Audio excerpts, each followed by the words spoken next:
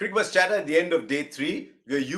Starting to get used to say at the end of day three, because normally by the time you come halfway through day three, the test match is over. So when we crossed, I think about 3:15 today was the longest a test match had gone on in this series. So on that note, Dinesh Karthik is here, who has this unerring habit of getting things right, whether it's weather forecast, whether it's what is likely to happen in the day. What did you say yesterday?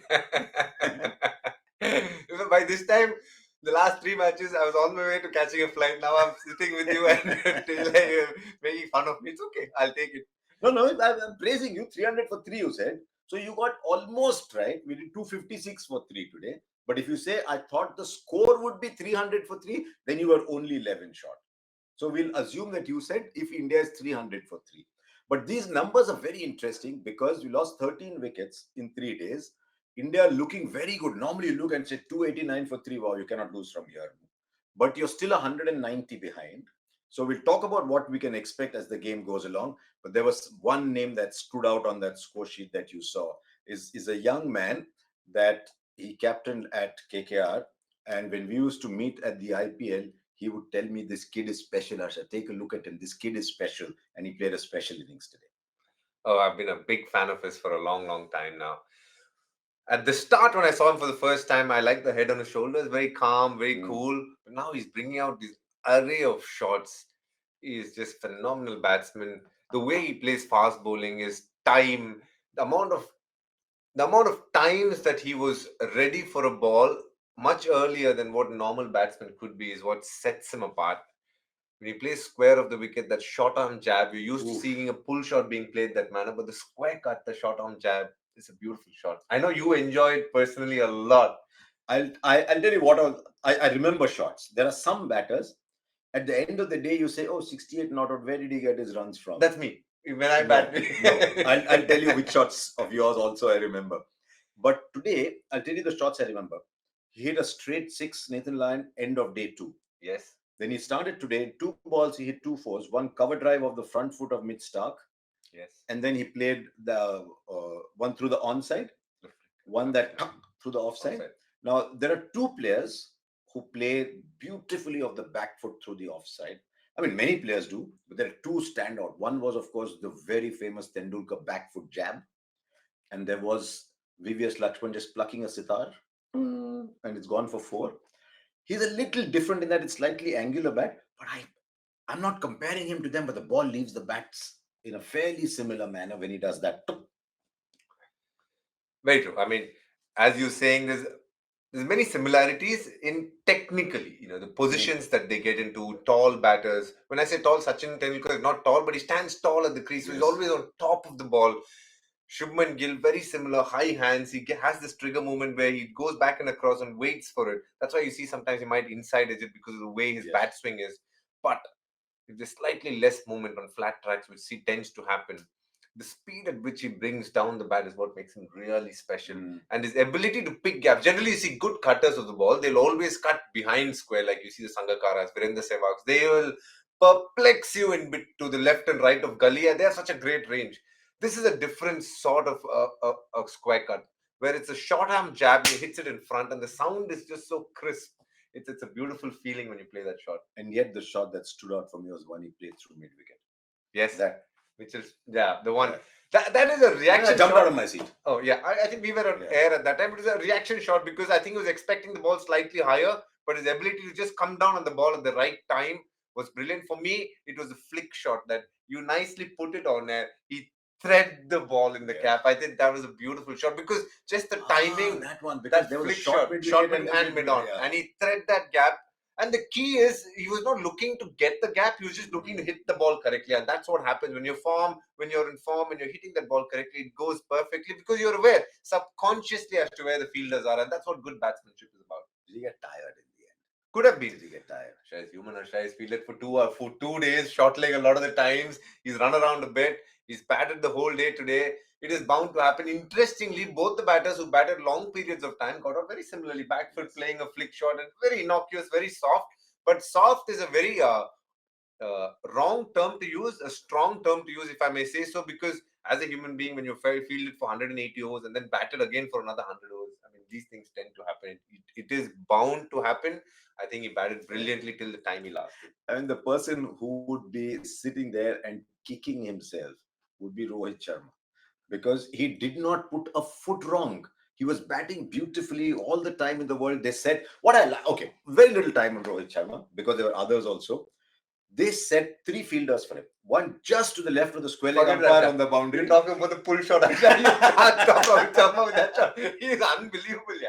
And no, but that boundary there, It's a there big are one. three fielders And a big one. and a big boundary, And and it's he- slightly yeah, slow wicket also. So, everything against him. But he hit it outside. I No mean, fear. the short ball in Rohit Sharma is a love story that only Ritika can be compared, because only that is a stronger love story in his life. The short ball is a great one. Can you imagine someone looking to camera saying, "Hi, my name is Ritika. I'm married to Rohit Sharma, but I'm in competition with the pull Full shot." shot. It is something. What is affection? But yeah, it's an amazing story. Just the way he plays it, and the courage to have three fielders. Yes, Yes. the bowler is fast, but the pitch is not offering you that pace to go up and over. You'll always think twice. Should I keep it down? He has no doubt about it. The moment he sees it, his instinct is go for it, and he goes consistently. And more often than not, he connects it. Yes, he's gotten out a few times, and you will get out your strengths, but his consistency in picking up the length when it's slightly short and swiveling on his back foot. I keep saying this. I don't think there's a better player of the short ball when it comes to pull shot and hook shot. Yes, I heard a lot about Mohinder Amarnath, but I think Rohit Sharma will be very close and right up there. And then, of course, Pujara did what Pujara does best. But I was very impressed with what Australia did straight after lunch. I thought India were looking to seize the initiative before lunch, but the fields they set afterwards, those not just in outfield, but 7-2 sometimes, 6-3 sometimes, constantly forcing the batter to think about different things. Because I think Steve Smith knew by then he's not getting a lot of wickets very quickly. So he did what is next best. He said, I'll cut the boundaries as much as I can. You thread it through, you take your runs, but he made run making difficult, I thought. This game has been a lot about batters batting very well. But for me, it's been a tale of two captains who have led the team beautifully. There were a couple of blemishes, and I'll mention both. For Rohit Sharma, I think the use of the second new ball was a question. And for Steven Smith, was brilliant today. Proactive captaincy, constantly setting fields which were challenging the batters. Challenging not in terms of you might lose a wicket, because the chances of you surviving on this wicket is very high. But what he did was he didn't give away even one run easily. Everything had to be earned. Yeah, it's interesting. Ravi said on air, I was on air with Ravi. He said this captain is setting the field like he's batting on it. And that is the advantage of a batting captain in the field, in that he's thinking like, I'm a batter, which are the areas I need to close. And I mean, he was making the larger point about a bowling captain struggling sometimes, but he made the point that he thought Steve Smith was captaining like, I'm batting, where will I score runs? Very true. It's a very good point. I personally felt the way he was leading was very much in sync with what the batter was trying to do. What the batter was trying to do here is he wanted to rotate strike, and he knew you'd get the odd boundary. He made that rotation of strike hard. He set fields to one side. Lion is bowling, keep 7 on the leg side. He was brave enough to leave a slip out, short leg, silly point. He kept probably one short leg at time, but he kept men in front, and he didn't give the easy single. He also strangled Pujara. Pujara got 42 of 121. Yes, Pujara does bat at a slightly slower strike rate. But even for him at 30 is very little for him as well. He didn't give that single. You had to play a good shot to get He it going. didn't get that single even when he was jumping down, coming a yard or two down the wicket to flick. And it's very rare that a bowler picks up one wicket in the day after bowling 34, 35 overs. And yet the unanimous feeling is that he bowled beautifully. And that is Nathan Lyon. I thought he bowled beautifully today. And yet he only had that one wicket to show. 37 overs, in fact, one for 75. I mean, you're making the point on commentary that both off spinners have bowled well on this. It was very evident. Two class spinners, off spinners from both sides, very different in their own ways. One is a bowler who's playing all three formats, so he's modeled himself on different types of deliveries. He varies a lot on speed. He varies a lot on the fact how he releases the ball, his loading. Whereas Nathan Lyon is one simple bowler. I'll come, I'll bowl my stock ball, I'll go back, I'll again bowl my stock ball, and I'll keep doing it. till you make a mistake, and I will back myself doing it. And he did it so beautifully. Just subtle changes in line now and then, and subtle changes in speed where he pulls the speed back. But it for somebody who watches Test cricket, who enjoys Test cricket, will realize that was like a maestro in action. Very, very sure of his trade, and having the consistency and belief in doing it over and over again. When Virat Kohli came in on a Oh, placid those first pitch, four was balls. beautiful, wasn't it? Those first four balls, he beat him on the inside, he beat him on the outside, he hit him on the pads. He did all that in the And he first beat him with bounce as well. yeah, One the went first over four the stump balls. almost. And Yes. that shows his class. And that's about how much you can do on this pitch. Trouble a batter when he knew at the crease. When he's batted 60, 70 balls, he knows the speed, he knows the pitch. So then it gets much easier. But it was a joy watching both. But as the day wore along, we discovered the middle of Virat Kohli's bat. And I thought he was batting very comfortably. Do you think he was still batting a little within himself, just nudging here, nudging here? Because I think he realizes that you cannot lose any more wickets on this. India first had to play to safety. So 59 of 128 balls. He's only at 5 fours on 128 balls. Did you think he was just a little? Normally, he'll take the fight to the opposition bowler. Did you get that impression? Yes, and I will say that it's a normal case of a batsman who has not got runs. You could be a legend, you could be one of the greatest run getters. He's India's second highest run getter across formats, Yeah, went only past after 4,000 Tendulkar. runs today. Went past 4,000 in India at an average of 50 plus. He's got 25,000 international runs, but still, when you don't get runs for a small period of time, the doubts come. The confidence is slowly but steadily nagging at you, saying, I want to be with you, but find a way to, get me back in. And that's a tough question as a player, as a sportsman. Everyone goes through that. And then you want to make sure you get a couple of innings where you go back to doing what you feel good, and that will be spending time at the crease, taking singles.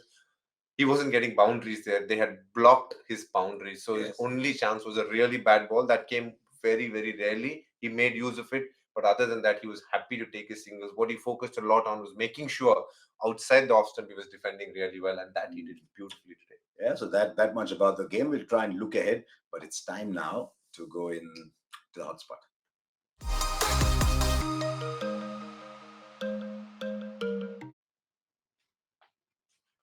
It is Australia's game to control, in a sense, still.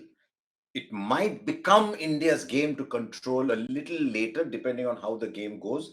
But I thought on day three, it was Australia's game to control. Did they control it well enough? Are they being proactive? Are they looking hard enough for a win?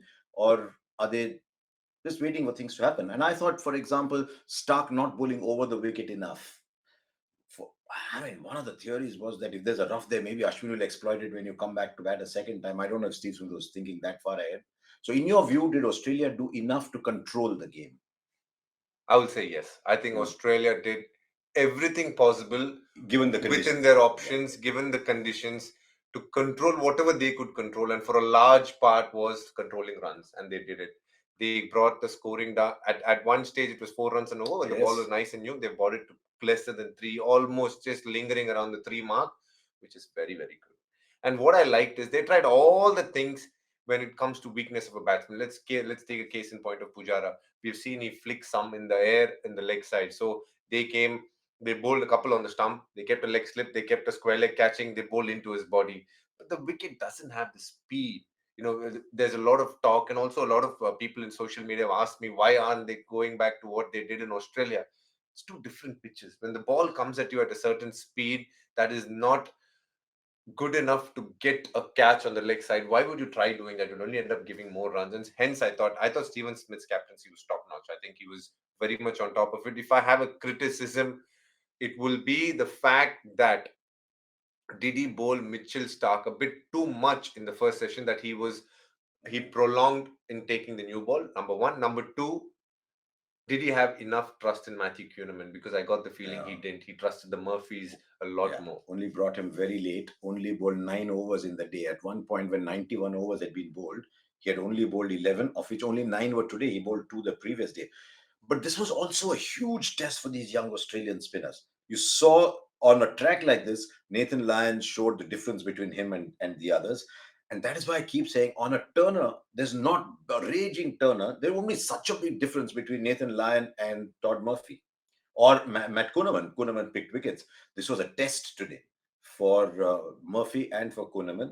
And I just wonder if they were a little too inexperienced to do better, or were you happy with what they did? Actually, personally, I thought Murphy bowled well, and we didn't see enough of Kuhneman. I'll answer it like this, Harsha. In this wicket, you need genuine skill, and Nathan Lyon is top notch. Yes. With the skill set that both Todd Murphy and Kuhneman possesses, which is definitely lesser compared to a Lion, they did very well with the skill set that they had. The bowlers like Todd Murphy, their main weapon is to control runs. That he did. Kuhneman, at least with his cock twist and his kind of release, will get the odd ball to turn, odd ball to go straight, but he didn't bowl enough overs to exploit that.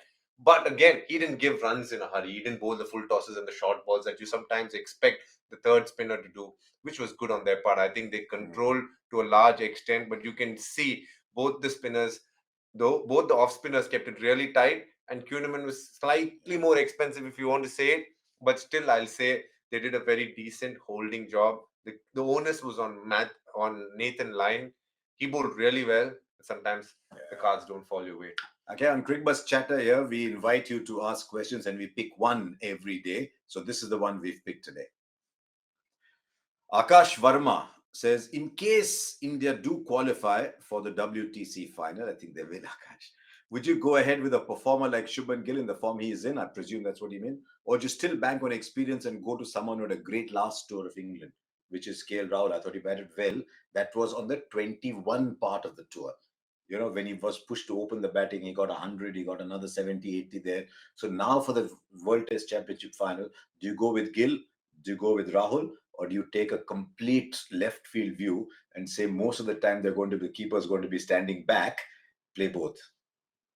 No. I will definitely go with Shubman Gill. There is no doubt about it. The man's got 100 in the last test before the World Test Championship final. You get the feeling that Shubman Gill is in for the long run. He's a long race horse for sure. He's the one that you would put your money on and say, you know what, close my eyes. I want to see him in 2033 still there opening for India. And that's the kind of player, that's the kind of feeling he gives you as a player. Would you go left field and say, standing back, I'll have KL Rahul as a keeper? Nice. Now that is a twist in the tail that I wasn't expecting. I will see how Rahul feels, because KL is not somebody who enjoys keeping in Test cricket because it's a completely different ball game. But I will definitely keep that at the back of my mind. It is an option that is very, very usable if KL is up for wicket keeping for sure. He's been practicing his keeping because I don't know, but he doesn't keep it. He keeps in one-day cricket. That's why he's practicing. Because of the one-day games. Yes. My mind was going ahead to thinking, but he's not keeping. Quinton keeps for IPL in his team, but one-day cricket, KL is the nominated keeper. And it's good. 50 overs is again harder than T20 when it comes to keeping, longevity-wise. But 5-day cricket is a completely different ball game. And I don't know physically if he's up for it, because it's a massive challenge as well. It is. I mean, the opposition could bat like they did today. The opposition could bat 170 overs. 170 up and down, up and down. Even the mighty MS Dhoni after a while found it too much to go up and down that long for 170 overs. So all up in the air. Who knows? KS Bharat might come out, score runs, keep brilliantly in the second innings. So let's not go too hard on KS Bharat either. But it just struck my mind. It was too tempting to throw it to him anyway. 3 days gone in this test match. It's a new feeling to say welcome to day 4, but that is what it will be. And let's check out what we think lies in store as we go fast forward.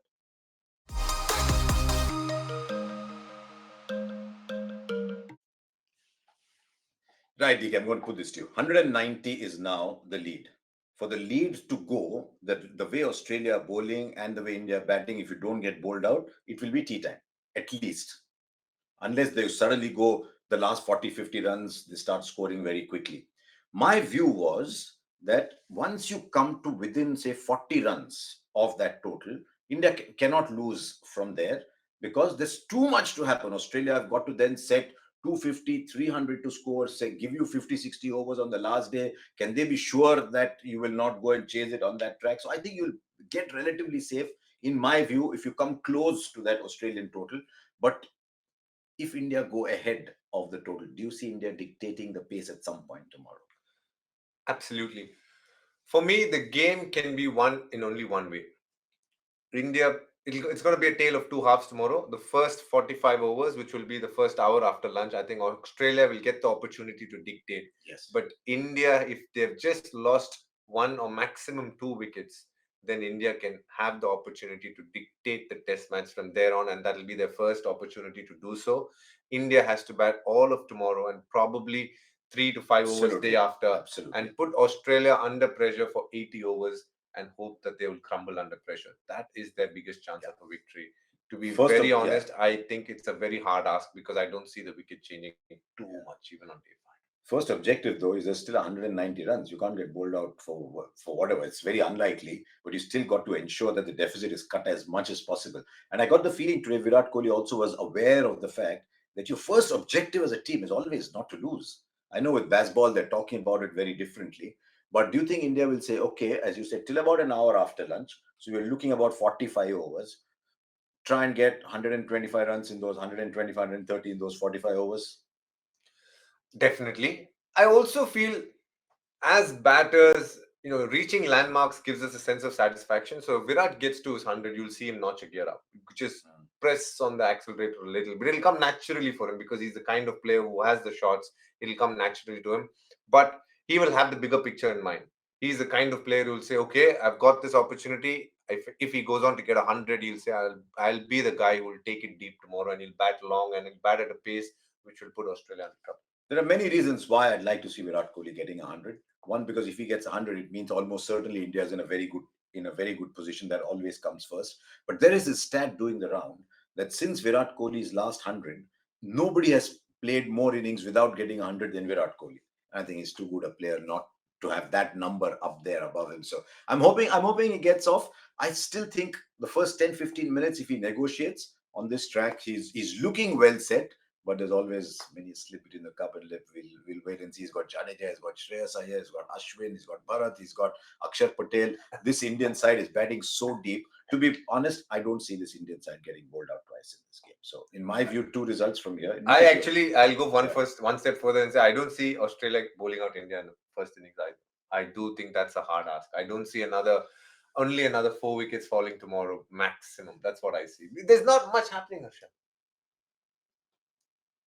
Tomorrow, today 3 wickets, 3 wickets. Tomorrow 4. I'll also tell just a disclaimer for a small, just to protect myself a little bit. They will only lose wickets if they're going for hell for leather. The back end, that too. If you see the first 45 overs, well, not much is going to happen. Yeah, I mean, also if the target is the WTC final, they will know by then what has happened in New Zealand, Sri Lanka, where Sri Lanka have stumbled a little as we record this. Sri Lanka have stumbled a little. They are only about 65 ahead with 3 wickets gone. So we'll know where that state is. If Sri Lanka is struggling over there, India through anyway. So that will take a bit of the pressure off. So there you are. Was in many ways a nice attritional form of test match cricket. Enjoyed watching Shubman Gill. Enjoyed the tactics from Steve Smith. Enjoyed watching Nathan Lyon bowl. You needed to be a lover of test match cricket to enjoy that. And now we're looking ahead to day 4. But we're also looking ahead to something else tomorrow. The rise of new India. And this is Bhuvi, our favorite as well. Gentle, soft-spoken man who'll come running in and just swing the ball both ways. And I think that drops 12 o'clock tomorrow. So the rise of new India. That is Bhuvi. I'm actually looking forward to seeing Bhuvi play in the IPL. There's something about Bhuvi. He just seems so calm, gentle. Come and bowl. I want to see him do well. Quality guy, quality bowler. So there you are. That's it. And we will see you at the end of day 4, which we've never done in this series so far. We'll see you at the end of day 4 with Cricbuzz Chatter. And something tells me we will also see you at the end of day 5.